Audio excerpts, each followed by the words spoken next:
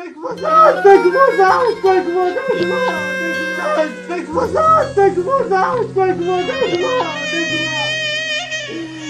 سعد، والله العظيم والله يناديك يصيح سعد لا تقتلني، تكفى يا ولد عمي تكفى.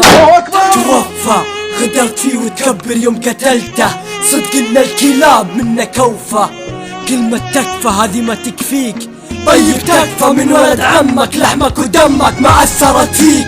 أنزال أرزال حزالة أوغاد ما فيكم رجالة، صفاتكم مثل اليهود الجبن الغدر الخيانة. خنتوا الوطن غبنتوا كل مسلم وكل سعودي، بأفعالكم فرحتوا الأعداء، داعش والإيراني والحوثي واليهودي. شوف من فرح من انقهر، أنت تعتقد إنك على صواب، أيعقل أن تقتل من يحمي أهلك ووطنك، أعطيني جواب.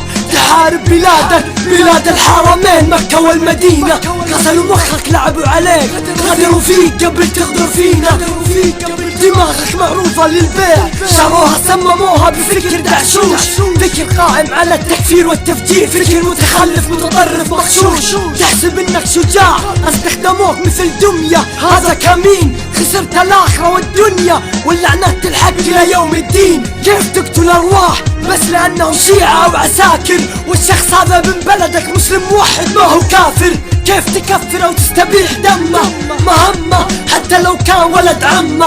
الفكر عليك انساق يا عار، خلي اللي رسلك ينفعك في يوم التلاف. فجر المسلم الراكع الساجد، تبغى الجنة قتل وفجر الظهر صلاة الجمعة، والعصر بتكون الحور العين عليك مجتمعة. لا تقول لي مسلمين انتم قتلة مفسدين، خونة مجرمين لا إراديا ملحدين. افتح القرآن آية 68 69 من سورة الفرقان، افتح واقرأ.